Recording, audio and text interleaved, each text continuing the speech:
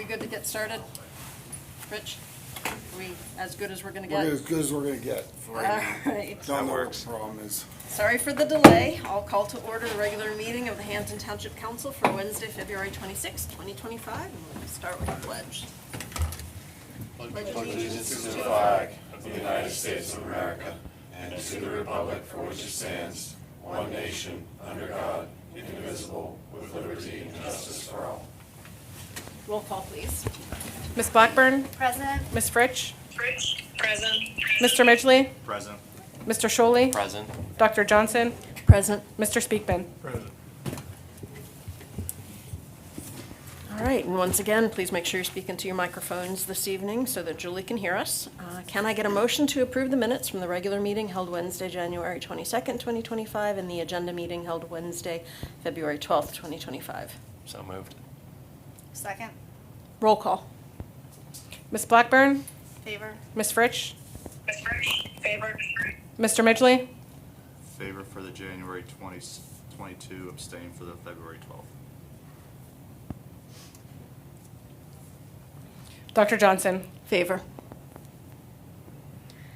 All right, citizens' agenda matters. If anyone has anything that they would like to address to council this evening, please step to the microphone and state your name and address. All right, administration. Yes, the first item, I'm seeking authorization to advertise for our strategic planning meeting on Friday, March 28th at Montour Heights. Vince Desari has offered to host us and has confirmed that it is available. I hope we'll actually have an agenda finalized by Friday, or a draft agenda that I can send to all of you here.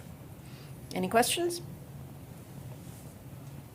All right, then can I get a motion to authorize the advertisement for the Township Strategic Planning Meeting for Friday, March 28th, 2025 at Montour Heights? So moved. Second.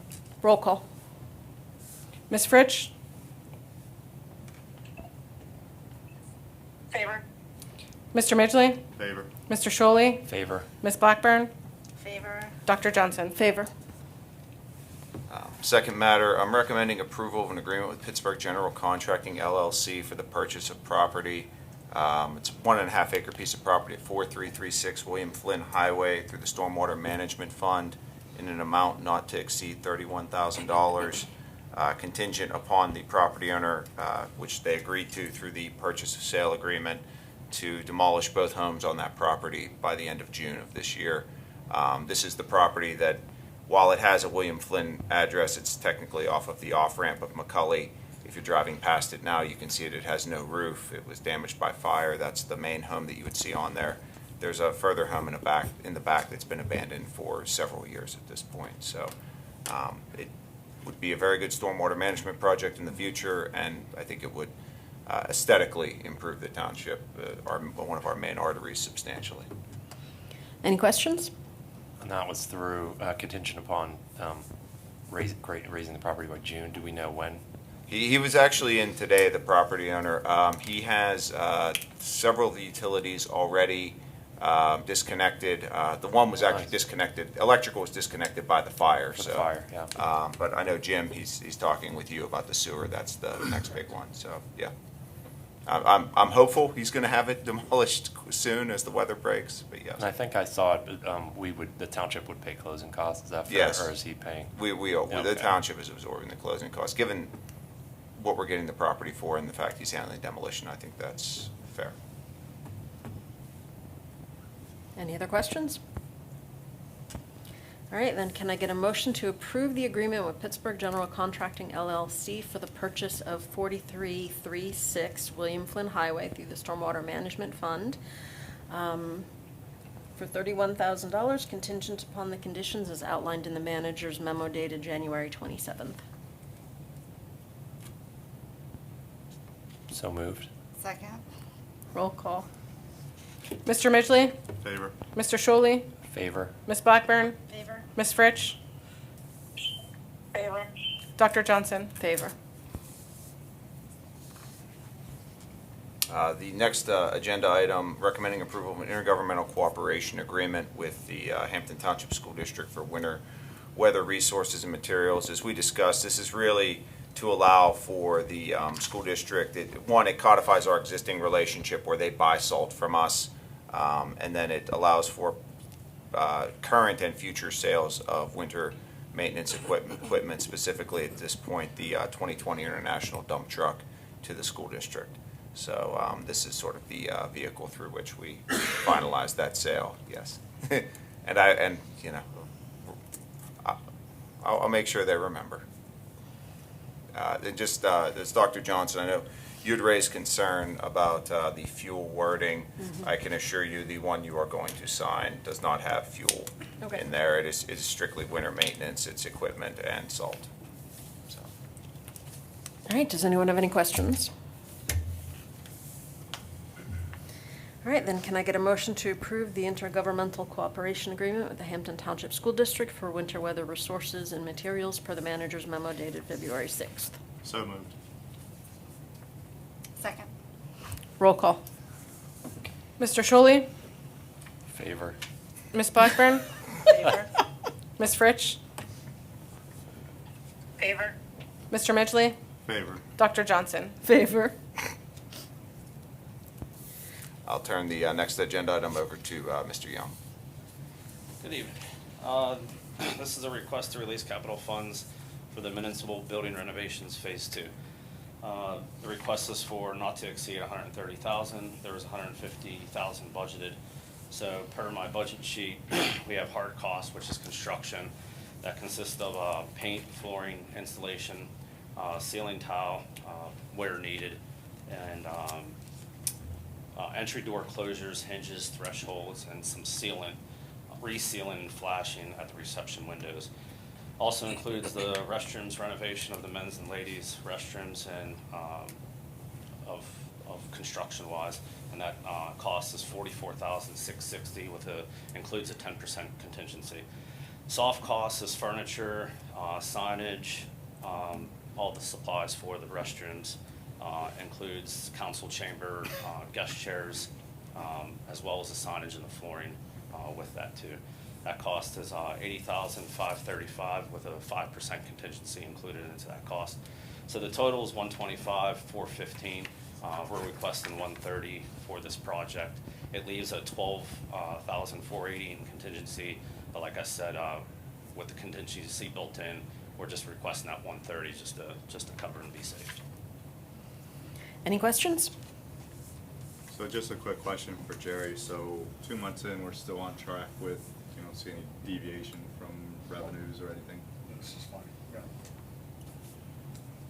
We're well positioned for the multitude of capital improvement requests that have been. So in other words, he doesn't have to ask for every single one tonight. Before we brought these to you, I can assure you there was a meeting with the controller to make sure he was happy. Good to hear. All right, then, I would just add to that, that was one of the reasons, we moved money at the end Yes. of last year into capital Yeah. improvement, which has really given us the room to breathe with the early end of the year capital projects. all right, then can I get a motion to authorize the facilities director to pursue Phase 2 of the municipal renovations project through the capital improvements budget in an amount not to exceed $130,000 per his memo dated February 7th? So moved. Second. Roll call. Ms. Blackburn, Favor. Ms. Fritsch, Favor. Mr. Midgley, Favor. Mr. Shuley, Favor. Dr. Johnson. Favor. All right, next item is the North Hills COG report. However, the executive board did not meet this month, so I will defer to the manager as to whether there is anything to report. We will be meeting next Friday on the administrative side. I am sure the salt contract will be a matter of long discussion.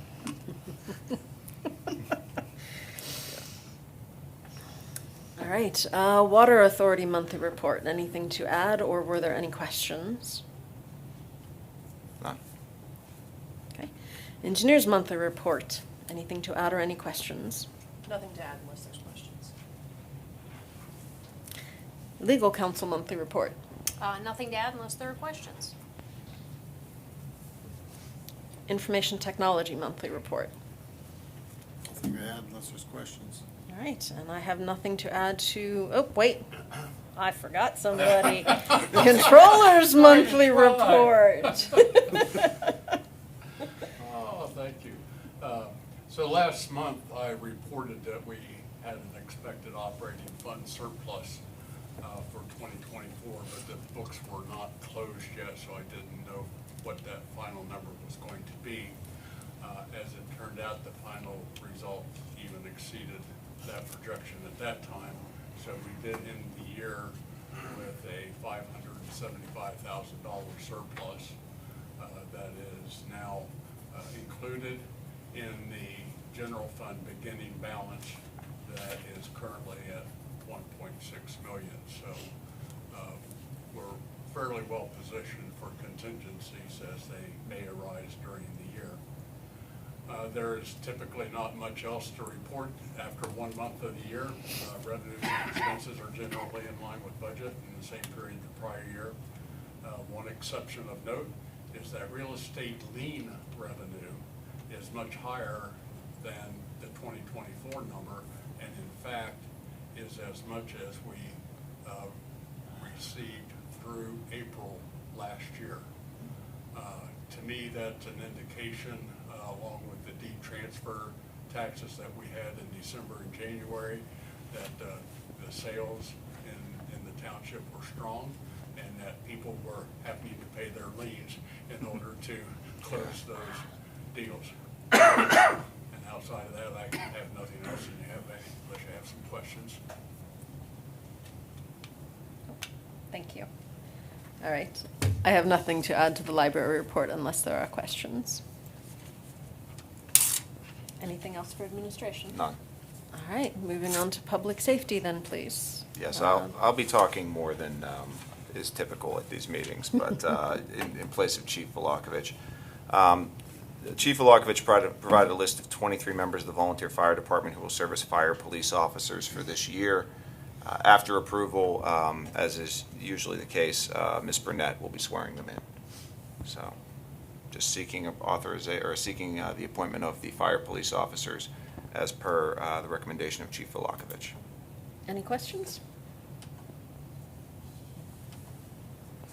All right, then can I get a motion to appoint the fire police officers for Hampton Station 329 per the chief's memo dated January 20th? So moved. Second. Roll call. Ms. Fritsch? Favor. Mr. Midgley? Favor. Mr. Sholey? Favor. Ms. Blackburn? Favor. Dr. Johnson? Favor. The next item is regard to the tasers for the police department. Chief Volakovich noted this at our last meeting. The current tasers are 8 years old or older, and they've begun to malfunction to the point where there's really only a handful that are serviceable within the department.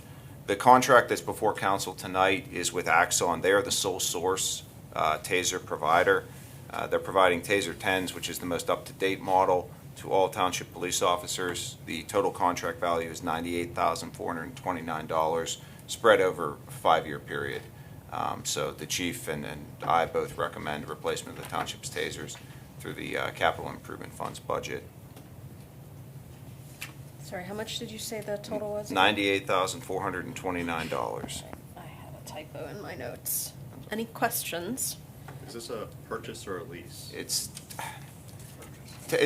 a purchase, but it's structured as a lease, but it's a purchase. How Axon has become sort of the major provider of most police equipment nowadays, and a lot of their equipment, whether it's body cameras or other things, they do these 5-year programs. You own the equipment, but they'll replace it and maintain it appropriately. And they actually, I believe, in the last year of the contract, they actually replace a lot of the equipment as new. So, yeah, they that's how they get you. Yeah, but they're the sole source provider of tasers, so they know they've got you. Gotcha. Yeah. Any other questions? And Ryan, I think Chief said 2 weeks ago that this isn't something that takes 6 months, like this is a week or something to that effect. They may actually be in as soon as next That's week. great, okay. Yes. Their 2 officers right now are actually going down to Shaler to get certified and become trainers on them. All right, can I get a motion to authorize the chief to replace the department's taser units through the capital improvement budget per his memo dated January 9th? Sorry, everything just scrolled. For a total cost of $98,429 to be financed over 5 years. So moved. Second. Roll call. Mr. Midgley? Favor. Mr. Sholey? Favor. Ms. Blackburn? Favor. Ms. Fritsch, Favor. Dr. Johnson. Favor. Next item, please. Yes, the next item, Chief Valakovich had brought up at the meeting, the purchase of a dynamic messaging sign trailer that also can do speed monitoring. The 2025 capital improvement program has an allotment of $20,000 for this. The quote that Chief Valakovich got was from All Traffic Solutions. They're a CoStar's vendor to provide this trailer for $19,436. The trailer's capable of speed detection. It's Bluetooth compatible. You can use it in emergency situations as well as at community events and help directing the flow of traffic. Our existing trailer, which is much larger, I should say, we're going to keep it for as long as it remains operational. It does not have a lot of the functionality that this new one will, but it can still serve a purpose for that time. So, Any questions? All right, then can I get a motion to authorize the chief to purchase the traffic speed and message board through the Capital Improvements Fund in the amount of $19,436 per his January 9th memo? So moved. Second. Roll call. Mr. Shuley, Favor. Ms. Blackburn, Favor. Ms. Fritsch, Favor. Mr. Midgley, Favor. Dr. Johnson. Favor. and the last of the chief's request, on a 5-year schedule, we replaced the ballistic vest for the department for all the officers, or for officers over who are coming due. This is actually a larger year. 15 of the officers have to get their vests replaced this year. We have budgeted $20,000 for this purchase. Chief Valakovich is seeking the release of $19,875 from the capital improvement program to purchase these vests from Northeastern Uniforms and Equipment. Any questions? All right, then can I get a motion to authorize the chief to replace the ballistics vests through the capital improvement budget for a total cost of $19,875 per his January 9th memo? So moved. Second. Roll call. Ms. Blackburn, Favor. Ms. Fritsch, Ms. Fritsch. Favor. Mr. Midgley, Favor. Mr. Shuley, Favor. Dr. Johnson. Favor. And the final matter, the township and North Hills Community Outreach have worked together to put an agreement before you that essentially allows for it allows for the establishment of a fund at North Hills Community Outreach to take donations for the clients of the police social worker program. As I said at our last meeting, there has been a lot of requests to make donations to their clients. The township is just simply not the vehicle to do that. NHCO has done this in the past. They expressed a willingness to do it in the future for us. They would establish a specific account, all the auditing and everything, and the release of the funds would all go through NHCO. This just establishes the agreement that we would have in place that is, for that account. So legal counsel and our auditors have both recommended approval. All right, any questions? As for disbursements from the account, is that Entirely on quarterly, NHCO. monthly, No, on demand? Angela is actually working on that with NHCO. They may actually do a voucher program where they give Angela vouchers to give to her clients who could Okay. then simply come to NHCO and, that would be how they get That's interesting. dispersed. So, yeah. Yeah. Okay. Yeah.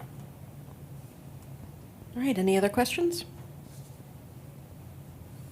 All right, then can I get a motion to approve the agreement with the North Hills Community Outreach for the establishment of a donation account for clients of the Hampton Police Social Workers per the manager's memo dated February 6th? So moved.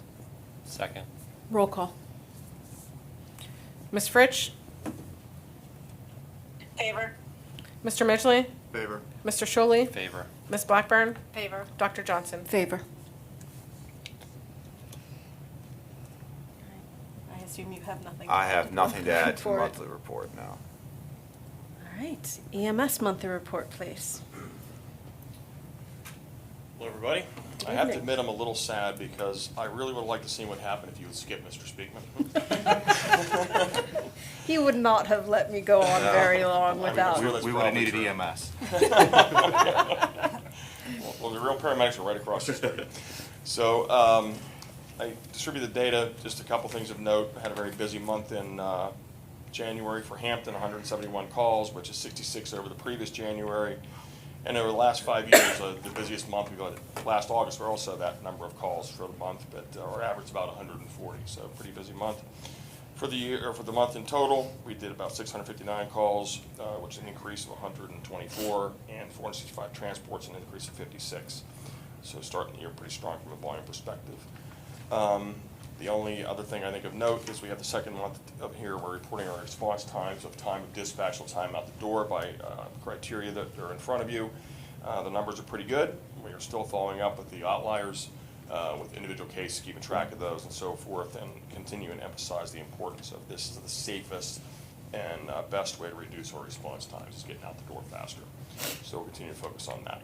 Any questions about the numbers or anything else in the report? All right. Just wondering if you have any idea what the uptick in calls is related to? Is it because I've heard that we're having the worst flu season in about a decade? It is, and I get that report. I mean, we're certainly seeing patients in the ambulance, but my daughter's an ER nurse, and they're just, it's not good. It's the bottom line. Lots of people, it's hanging on for a long time. People are really sick with it, As without a doubt. A couple of our members can attest to. Yeah, no doubt. And that's the bad news. The good news is that the COVID numbers remain low, and so we'll hope that we don't get a meeting of those two numbers somewhere for sure. Two other updates real quick is first, I mentioned last month about the legislative forum that we hosted with the use of the Hampton Community Center. Went very well. Mr. Jarosky attended. We had about 80% of the state representatives attend in the county that have district from county, and 100% of the state senators.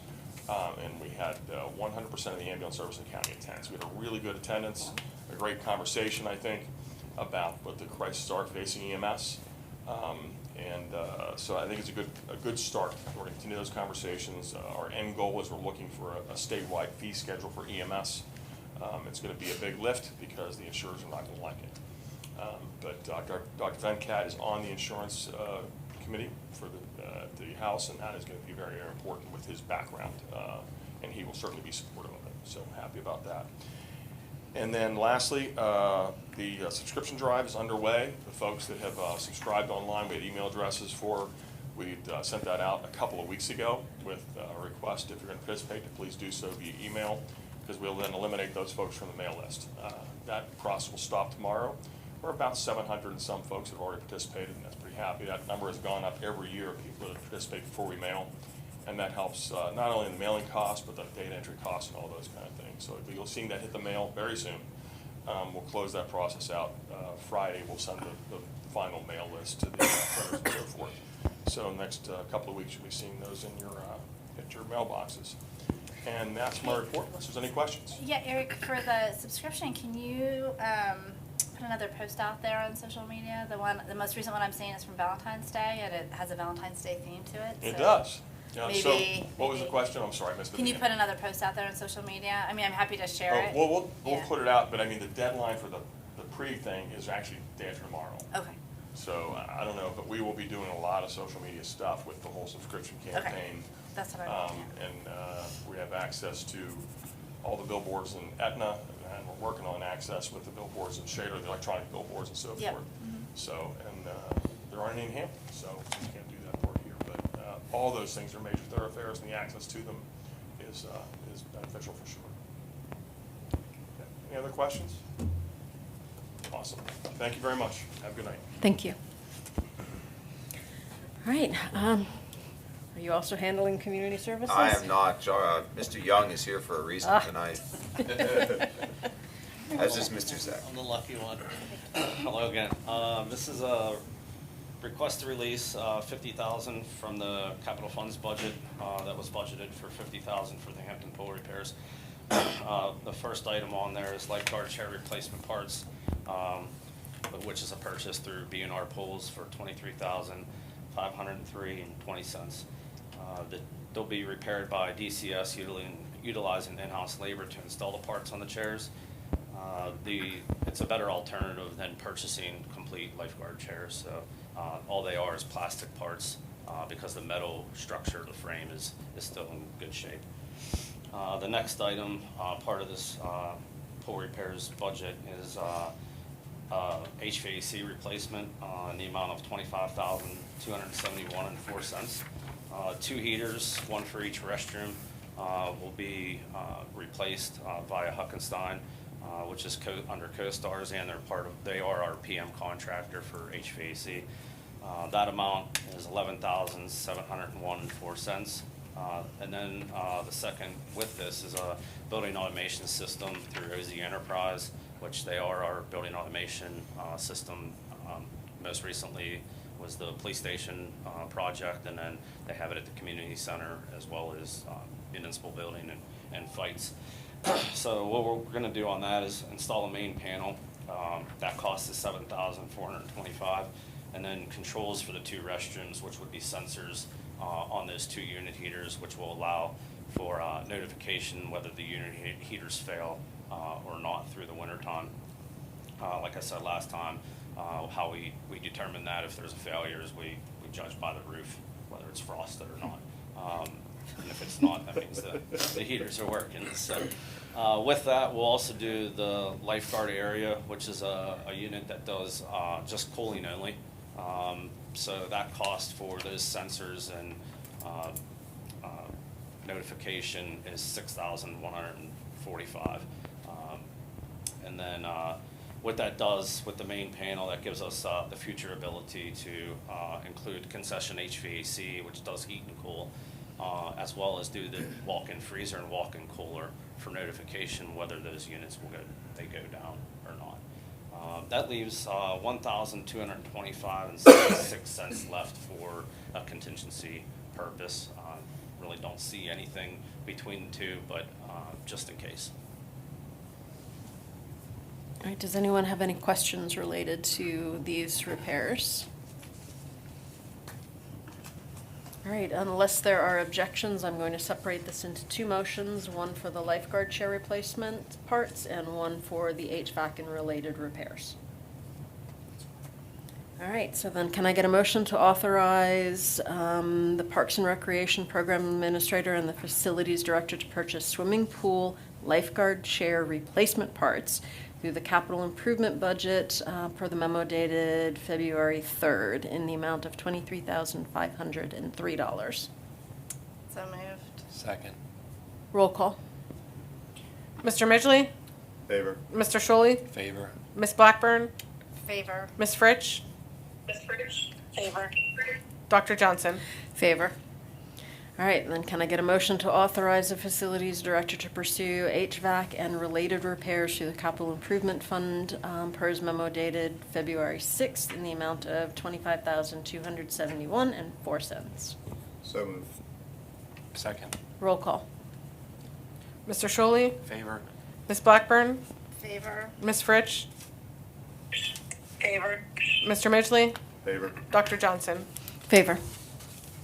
All right, next item, please. Okay, next item, this is to seek approval for the community park wayfinding signage and the storybook trail underneath the capital funds budget of wayfinding signage.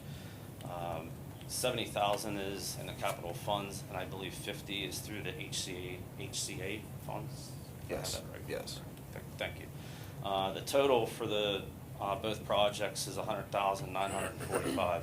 So the storybook trail is total is $13,945, $6,495 for the signs from Premier that they will supply us with, and then $7,450 for install via DILTs. This will go along the trail of the Martha Hunkel Playground, so kind of like around that area of that playground. There's 20 signs that'll be placed within a distance that'll be equal to within one another. Last meeting I stated about the possibility of the trail needing widened, and there could be a cost with that, but there's not. I confirmed that with the appropriate parties on that. With those 20 panels, pages will be placed inside and changed out. What they'll do is they'll buy books, and then the books will must be cut from the book itself. I guess there's a stipulation with photocopying from the book. And again, Melanie knows more of the specifics with that, but I got some details on that you can't photocopy them. They have to be cut from the book, so the books will be purchased, and that's how the storybook trail. I think our library director would be horrified. chop the books up. I guess that's part of the storybook trail type of thing. You're actually using the pages from the book, so from the book itself. Next is the park signage. So this is $87,000, $83,145.02 is from Takeform, which is CoStar's vendor. The $3,885 is a contingency, roughly about 5%. They will manufacture these signs and install them within Takeform. So there was an on-site visit unaccompanied by Takeform back in late in 2024. Detailed design and mapping, as you saw, of the directional signs was given to us, and it was also referenced through the Parks and Rec plan. They do have reflective lettering, white reflective lettering on those, so for the nighttime. And the lead time with this, as I stated before, is like 6 to 8 weeks for production, so that leads us into May with a 7 to 10 day install. So if doing this, we would have this done by the July 3rd celebration on this. With the plan that you saw, we still have to final proof it, sign off on it. So this is just moving us forward on getting this process and using Takeform as the manufacturer and install for these park signage. Anyone have any questions?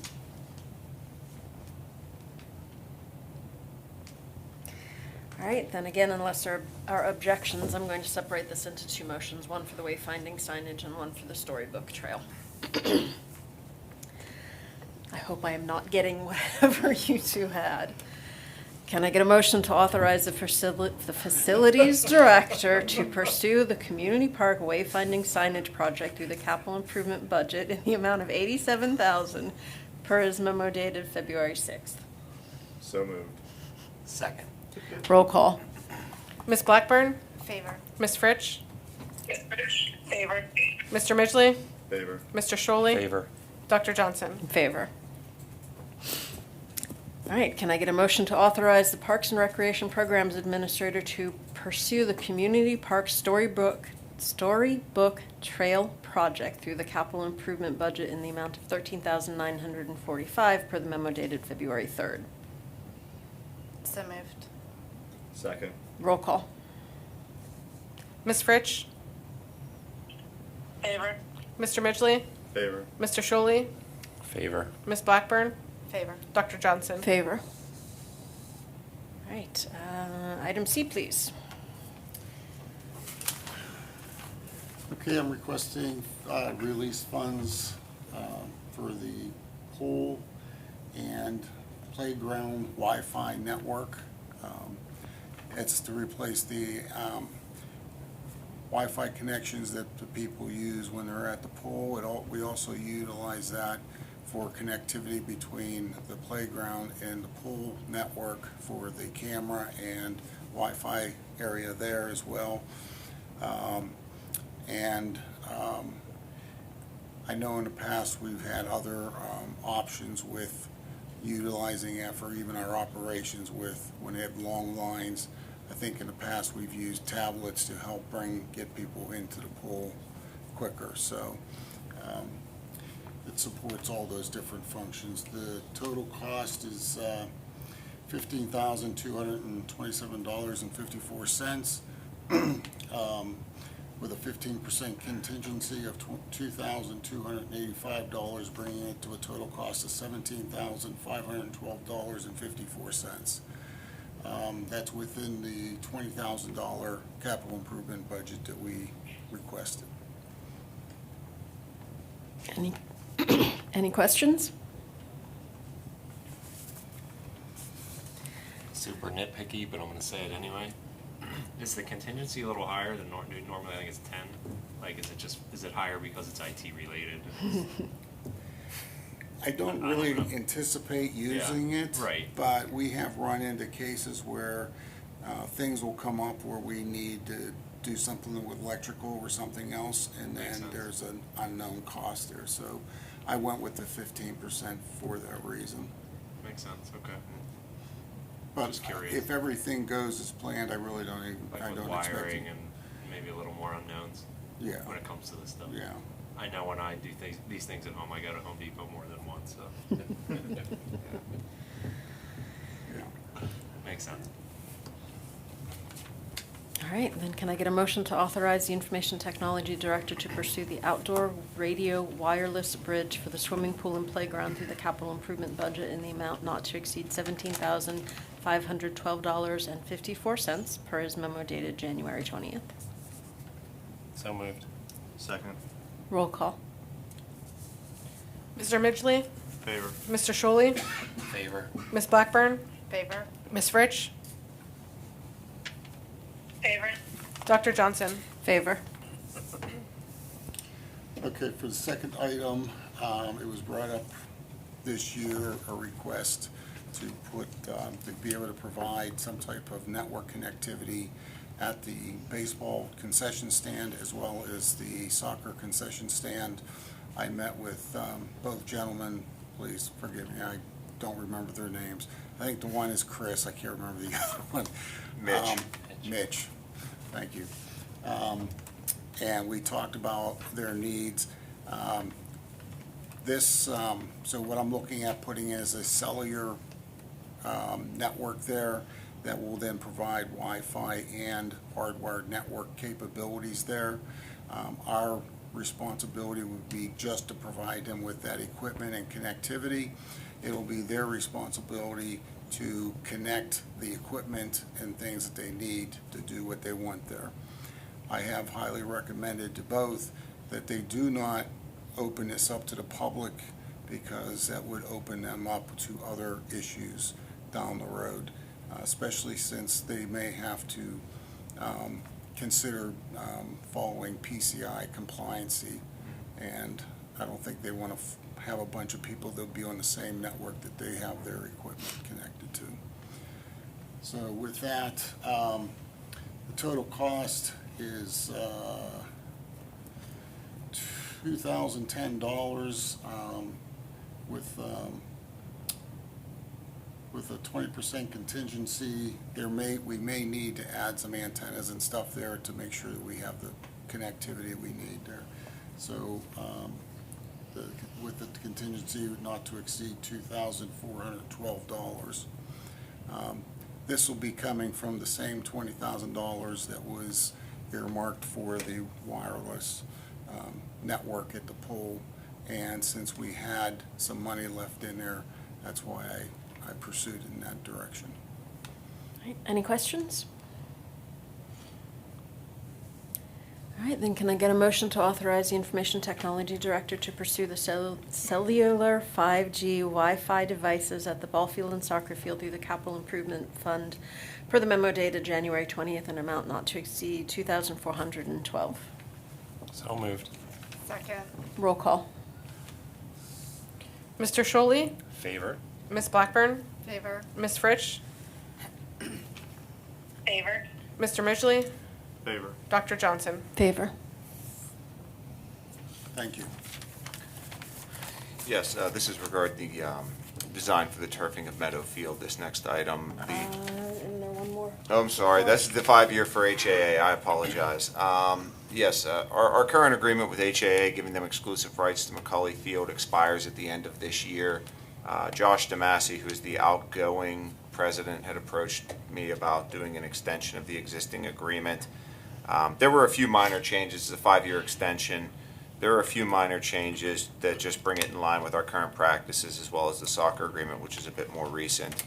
The other changes were all just relative to the cost increase, going from 5% to 3%, and a provision for reduction in the financial contribution if the lights ever get upgraded to LED. There'd be a proportional decline in their payment. But overall, it's already been approved by HAA, and I'd recommend it for approval tonight. Any questions? I'll make my cynical comment. Yes. Please do. If we upgrade to the LED lighting, we will be spending a lot of money. And they will be investing in it. They're going to get a reduction because the utility landfill is going to be going down, so. I understand where you're coming from there. Two things I would say. I think if we do upgrade to LED, truthfully, my biggest argument for doing it will actually be more the light pollution that those lights, those sodium lights currently, I mean, good Lord, I could probably locate a penny on Macaulay Road when those things are on. So I tend to look at it more from that perspective. Yep, yes. And the only other thing I would say is, given the amount that they've invested, I think they invested this year $30,000 in the fields in doing a leveling project there. So they do tend to put a lot of money back into the fields. So I kind of give them a little deference on that. Ryan, is there ever anyone from the public who voices either complaints or concerns about the fields being almost primarily utilized by the HAA and not being available for more public utilization? Did we ever get any feedback like that? Melanie had said it once or twice maybe, but that's really it. There is language in there to allow it open, especially on Sundays for the public during the summer. But I think when it comes to fields or gyms or things like that, it's sort of the same thing we see with open gym up at the community center when people want to see open gym. I think these gyms and all these facilities are best when they're being utilized. And the one thing about HAA, they use those fields. The kids are out there, so. But we don't get many complaints, no. I could probably count it on one hand, honestly. So there's no. Hey, can I add something? Yeah. Go ahead. Can I add something? Apparently not. Maybe not.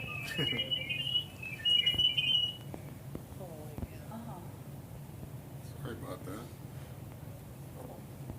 Oh, wait, we got it. So, if the weather prevents somebody from using fields, those fields are always unlocked. So when a HAA team is not on there, technically anybody from the public could go on there. So it's not like the public is prevented from going on those fields. Not to mention HAA is probably 99% Hampton residents.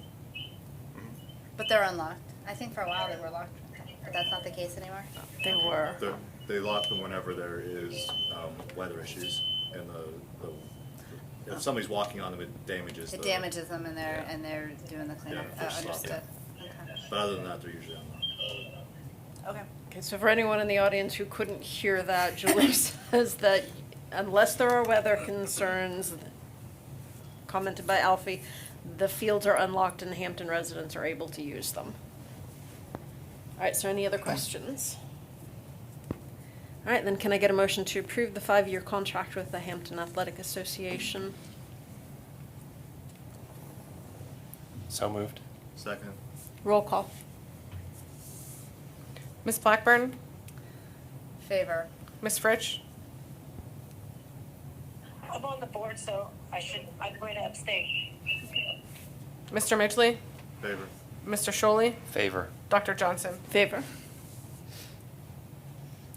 Okay. Meadowfield. Yes. Meadowfield. I'm recommending acceptance of a proposal from PVE to design the Meadowfield improvements project. We had talked about this through the budgeting process of kind of seeing if we can move this project along. Given that Meadow is the only multi-purpose field in the township, it makes sense if we would ever turf a facility, that would be the perfect one to do it. Undertaking the design now gives us a better understanding of what the project costs would be. It opens up potential for grant applications for having a defined cost in place, and lets us also engage our youth sports associations, get their feedback on sort of what they would want to see out of this project. Given the fact that the majority of this project is actually the grading and stormwater management, that goes for both design and construction. PVE is really the most appropriate firm to undertake this. They've done similar projects just recently at Pitt Bradford and Seton Hill. I would anticipate this project probably gets us 95% of the design completed. So with that, I would recommend acceptance of the proposal from PVE for design of Meadowfield improvements not to exceed $50,000. Any questions? All right, then can I get a motion to accept the proposal from PVE to design the Meadowfield improvements per the manager's memo dated February 5th in an amount not to exceed $50,000? So moved. Second. Roll call. Ms. Fritsch? Favor. Mr. Midgley? Favor. Mr. Sholey? Favor. Ms. Blackburn? Favor. Dr. Johnson? Favor. The next item is approval of a memorandum of understanding with Shaler Township for reciprocal use of their swimming pool facilities in the event of temporary closures. We've had an unspoken arrangement with Shaler for years now. Bill Ryder and Melanie Martino have both asked if we could get something in writing. What you see before you kind of codifies our existing arrangement. Really what it does is protect season pass holders in the event of a biological contamination or failure of the pool pumps. In the past few years, both Shaler and Hampton have used this agreement to the benefit of our season pass holders. Daily users are not covered by this. They would still have to pay the non-resident rate of each pool. The agreement, the MOU before you, it's been reviewed by legal counsel. It's Shaler, their manager, is indicated his approval of it. So I would recommend it for approval here. Any questions? All right, then can I get a motion to approve the memorandum of understanding with Shaler Township for reciprocal access to the swimming pool facilities in the event of temporary closures due to contamination or mechanical failure per the manager's memo dated February 5th? So moved. Second. Roll call. Mr. Midgley? Favor. Mr. Sholey? Favor. Ms. Blackburn? Favor. Ms. Fritsch? Favor. Dr. Johnson? Favor. Be taking the next several as well. On February 18th, we opened bids for our 2025 road resurfacing program, which was budgeted this year at $1.3 million. We actually added it. We added about $200,000 from what we typically budget. The township received 6 bids. The low bidder was Youngblood Paving. Due to the bids coming in low, we were able to add 5 additional roads that were scheduled to actually be resurfaced next year in 2026, as well as a small section of Old Avenue to Contract B. This actually sets us up really well going into 2026. I can tell you Ms. Burnett is a very, very happy individual. To take on the Hemorrhage Farm Lanes, Glades, and the Miller Plan, which are all ones she's identified for paving next year. Susan's recommending award of Contract A in the amount of $651,917.50, as well as Contract B, $536,264.68 to Youngblood Paving, which is consistent with the recommendation of Gateway Engineers. This brings the total award to Youngblood to $1,188,182.18. Again, we budgeted 1.3. There is still some engineering costs from Gateway on the inspection side of this. I will tell you, Youngblood is typically viewed as one of the best paving companies in this area. So, we got knock on wood, we got a good paver at a very good price. The school district participated in this bid with us on their side to get one of their parking lots paved. They'll award that contract through them now. And they're very happy as well. Okay, any questions? I just wanted to verify Contract B, you said $536,264.68? 68 cents, yes. Okay. Yes. Apparently I typed the wrong number again. All right, so can I get a motion to award contracts regarding the 2025 road resurfacing program as follows per the Assistant Township Manager's memo dated February 20th? Award Contract A to Youngblood Paving in the amount of $651,917.50. And Contract B also to Youngblood Paving in the amount of $536,264.68. So moved. Second. Roll call. Mr. Sholey? Favor. Ms. Blackburn? Favor. Ms. Fritsch? Favor. Mr. Midgley? Favor. Dr. Johnson? Favor. The assistant manager was also recommending requesting approval to purchase a hot seat pressure washer through the capital improvement program budget. We budgeted $10,000 for this year. Our current pressure washer is 15 years old. Generally, the life expectancy of these things is about 10, so that's pretty impressive. The equipment's used to clean and maintain township facilities and vehicles. The quote that Ms. Burnett got was for $5,852 from Cleaning Systems Incorporated, and she is asking for a release of $6,000 from the CIP for this project. Any questions?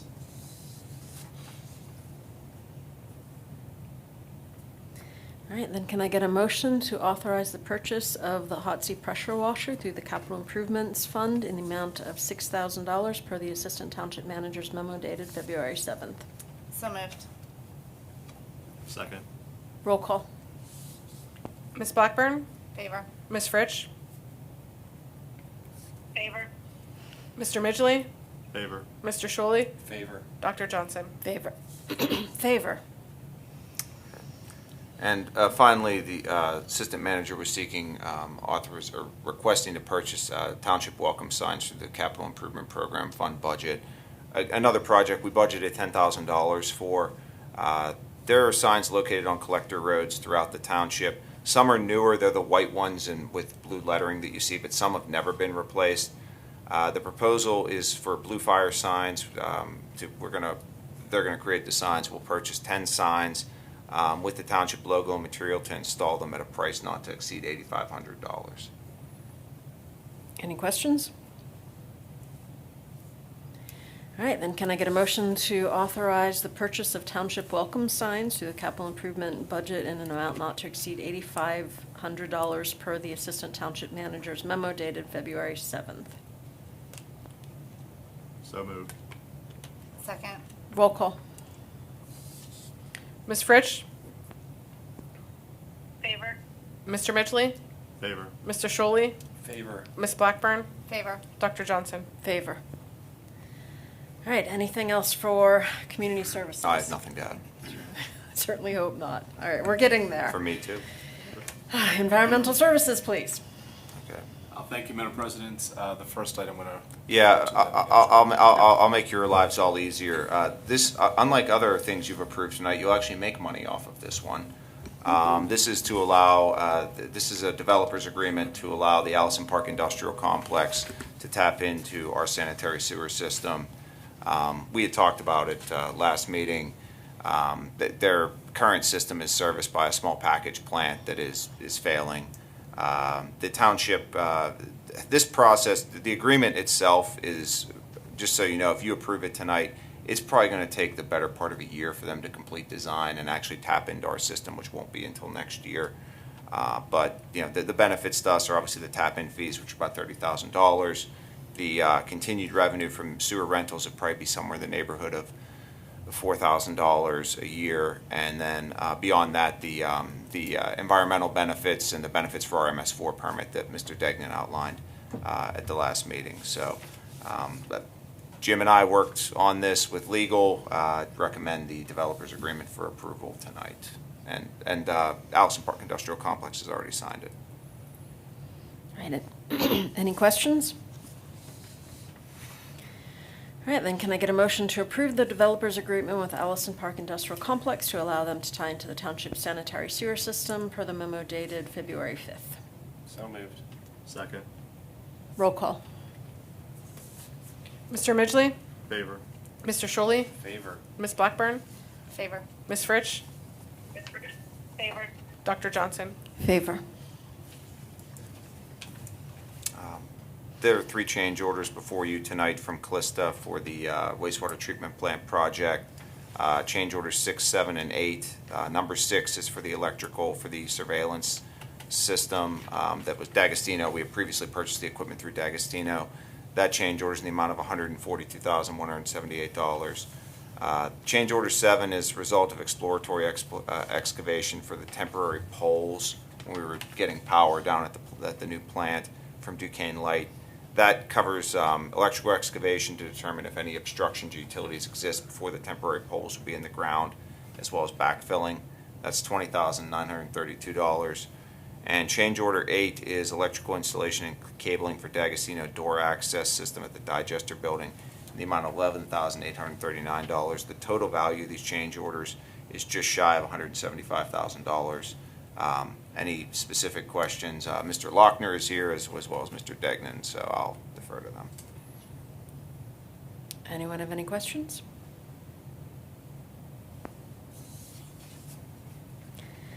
All right, and then can I get a motion to approve the following change orders from Clista Electric for the wastewater treatment plant project?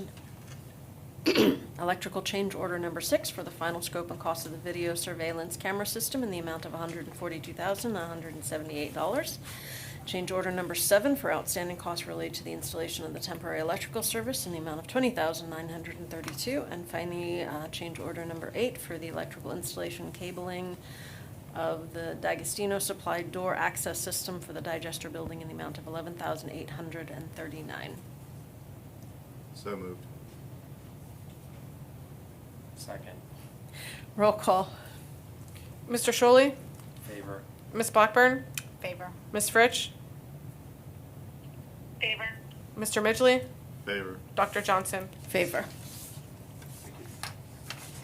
All right, and the final item, this was another one where our plans coming into this meeting changed slightly, but for the good. As everyone's aware, 2 weeks ago, Jim Degnan and his staff discovered 2 cement pipes that were exposed in Kraus Run. The one's a 12-inch asbestos pipe, the other one's an 8-inch PVC pipe. As we discussed, we're using emergency purchasing rules to make these repairs as quickly as possible. Rob Horvath from KLH was trying to do his best to get 3 quotes for this. We got 2 from Wilson Excavating and W.A. Petrakis. Rob reached out to 3 other firms beyond that, including Mealy & Mealy, who's working on our treatment plan, who stood him up twice for a meeting on this project. It's probably a good thing he wasn't at our last construction status meeting. And we just couldn't do it. Petrakis gave us the lowest cost to do both these projects combined, and beyond that, they said they could start this week, which they actually did. They've already taken care of the 12-inch cement pipe. It's already been replaced and encased in concrete. But today, Mr. Degnan, if you'd like to fill them in on that second pipe, that 8-inch PVC pipe, and what we found. So unfortunately, what we thought was the case was not. There was an exposed 8-inch line crossing Kraus Run well back in the valley area. All indications indicated that that line was an active line. And the contractor began to work on it today, and as they were removing some of the stone away from the creek, determined that the line itself was completely shattered and full of dirt. So we were all scratching our heads, what in the world is going on? Unfortunately, we were unaware that there was a redirect line actually installed decades ago running parallel with this pipe, set in concrete underneath the creek bank that we weren't unaware of. So though they started the excavation process to remove that pipe, they immediately stopped. There was no need to go farther. Basically, it was an abandoned line that we were unaware of. So there's definitely going to be some cost savings for us. I know that's being negotiated between the engineer and the contractor now for that portion of the contract. But unfortunately, we had no knowledge that that was a dead line. That may have been the first PVC line installed in this township. It's certainly old. Certainly old. Yeah, so my recommendation to council, just based on this, is obviously I'm still requesting ratification of my actions utilizing emergency purchasing for the award to Petrakis for the Wick Line sanitary sewer repairs. I would have the cost not to exceed, that second project, that 8-inch PVC was a $22,000 project. It's not going to cost that much now. It's going to cost less than that. I would still say to award the contract at $102,975 at that cost, and I will report back when we finalize what the cost is. It's going to be on a time and material basis for what they did. They at least got the pipe out of the stream. That's a plus. Why it was not removed before is beyond me. Yeah, but that's my recommendation. All right, any questions? All right, then can I get a motion to ratify the manager's actions utilizing emergency purchasing procedures to award a contract to W.A. Petrakis for the Wick Line Road sanitary sewer line repairs in an amount not to exceed $102,975 per the memo dated February 17th. So moved. Second. Roll call. Ms. Blackburn, Favor. Ms. Fritsch, Favor. Mr. Midgley, Favor. Mr. Sholey, Favor. Dr. Johnson. Favor. All right. Thank you. Beyond my monthly report, I have nothing else to add unless there are questions. And I know Mr. Lochner is here this evening to share an update for the plan. Thanks, Jim. You're Oh, welcome. actually, Jim, I did have one question in your Yes, ma'am. monthly report. The transformer that failed on New Year's Eve, Yes. was that a new one for the new plant, or was that an old one? That was an old one. Okay. Just before that, Duquesne Light had a lot of electrical problems in that area. And in turn, it basically fried the original transformer the facility had from, I'm not even sure when that one was installed, probably 1985. Yeah, 84, 85. And unfortunately, that unit that they just put in, they went through two of them. They blew up two of them. I can't even fathom the cost at their expense. But the new one was finally installed. They did some work on the line to officially set it up properly, actually just this week. So everything is completed with what they need to do, but that equipment will be removed once that portion of the facility is demolished. Okay, thank you. Thank you. All right. Well, first of all, nice to see you all. Julie, I hope you feel better. You have a copy of the report. I just wanted to bring two things to your attention, and I'll explain why we want to bring them to your attention. We're getting to a point right now where certain things are being installed and the clock's going to start on warranties. So we want to make sure we get things on the record, so there's not going to be an argument with the contractor at a later date if indeed certain things aren't addressed. But I want to point out a couple things to you. First of all, the roof leaks that Jim pointed out, and his people did an excellent job of identifying everything. That was not a real shocker to the group. Frankly, Clista had known that they had left a lot of puncture points where they had run conduit lines through the walls and into the roof areas. They just did not get to them fast enough. I would anticipate within the next 30 to 60 days, everything should be taken care of. As a matter of fact, Clista immediately went to Jim and said, we'll take the appropriate steps necessary to protect the electrical units in the electric room. And I believe they took care of it that afternoon. The bigger concern we have is the UV system. The UV system is an installation system in which Mealy is involved as the general contractor, but of course, they do not install UV systems per se. There is an actual company who's involved with that process. The fact that there are 3 bulbs that, 2 that don't work, 1 that was damaged, is a concern, but the bigger concern is the flow problems that are associated with it. I believe they're looking at having somebody out in the next week or so to take care of it, but I wanted it on the record, so if indeed it becomes an issue that drags on and on and on, the minutes of this meeting will serve as a record that it's been actually pointed out and that we're pursuing it. Overall, we're doing pretty well. Brian sat in the last construction meeting with us as well. We're not having any real concerns with regard to anything. Mr. Speakman was nice enough this evening. He and I were up at the community center going through numbers. We're very close to where we're coming from 2 different paths. Frankly, I hope he's right. He feels we'll do even a little better than I'm saying. And if that's the case, things should work out pretty well. I would anticipate that over the next couple of months, you're going to see some catch-up work being done. They obviously have had a slowdown because of the weather conditions, and they've been spending a lot of time inside, which is understandable.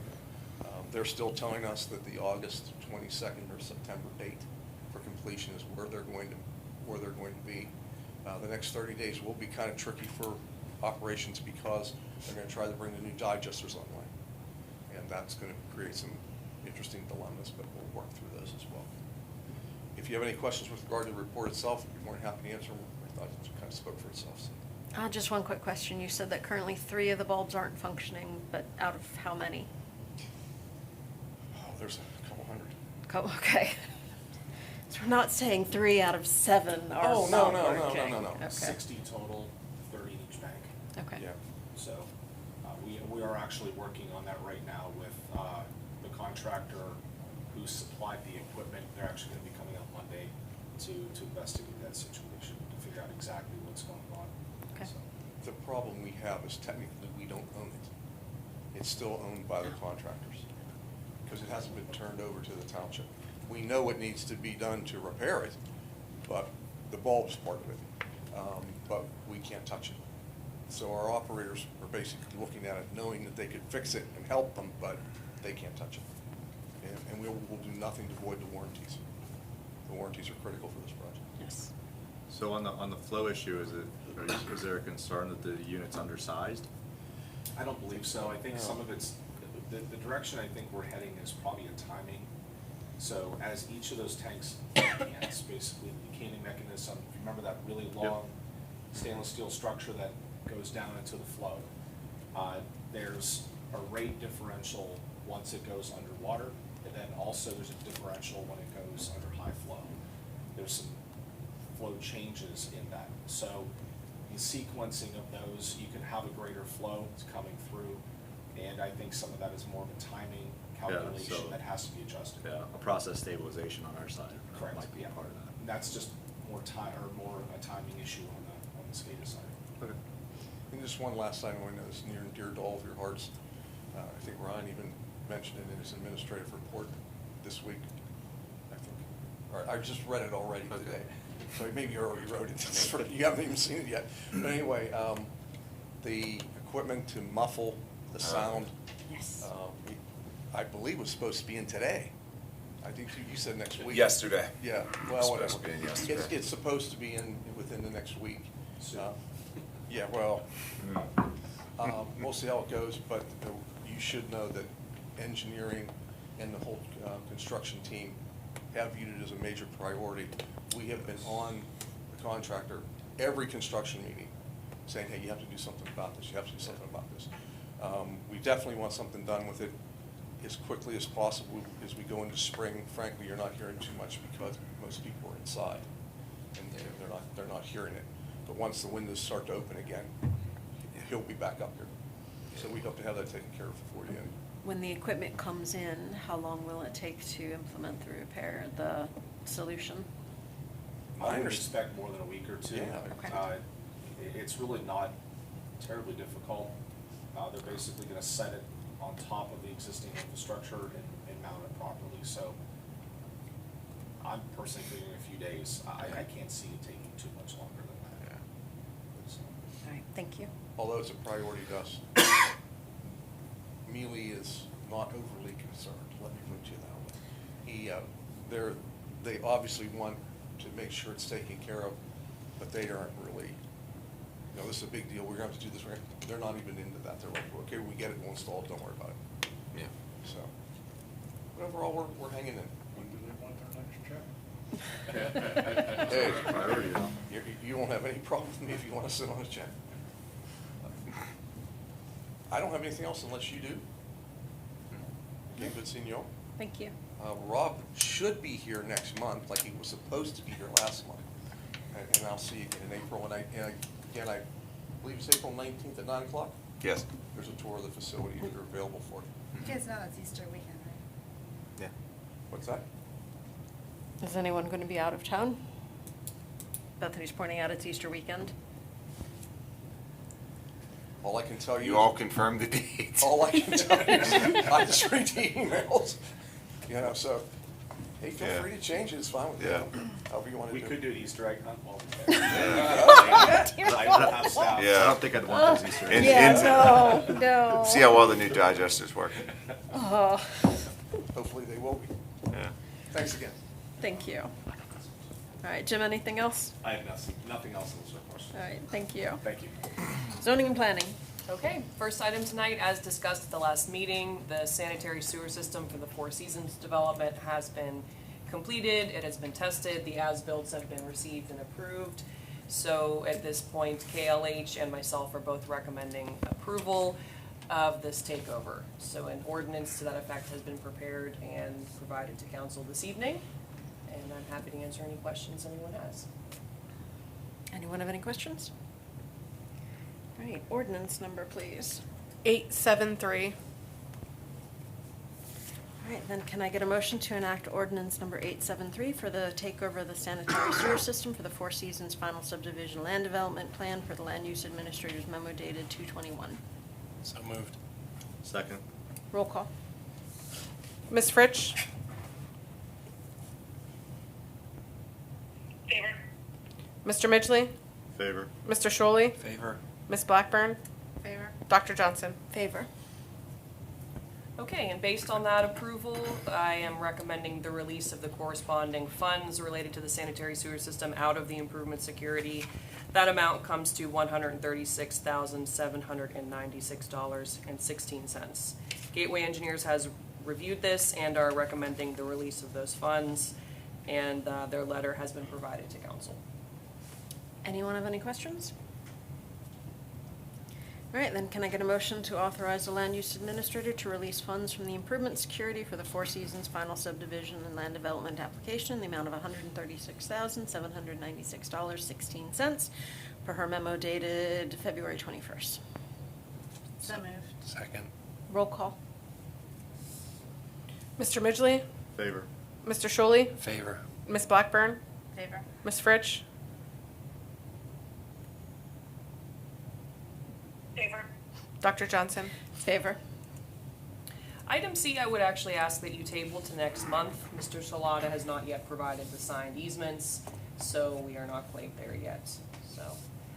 Michelle, I don't believe we need to re-advertise, is that correct? Depends if it was within 60 days or not, as long as when we would adopt it within 60 days of advertising. If it's more than that, we would need to re-advertise. Oh, Okay, we'll check. we'll check. Yeah. All right, then can I get a motion to table the ordinance related to the takeover of the sanitary sewer system for the Talata Sanitary Extension on Wagner Road? So moved. Second. Roll call. Mr. Shuley? Favor. Ms. Blackburn? Favor. Ms. Fritsch? Favor. Mr. Midgley? Favor. Dr. Johnson? Favor. Okay, and then two new applications have come in that I would ask council refer to the planning commission and well, in this case, just the planning commission. These are both simple subdivisions, one on Duncan Avenue and one on Oxford Boulevard. Any questions? All right, then can I get a motion to refer those two applications to the appropriate boards and commissions? So moved. Second. Roll call. Ms. Blackburn?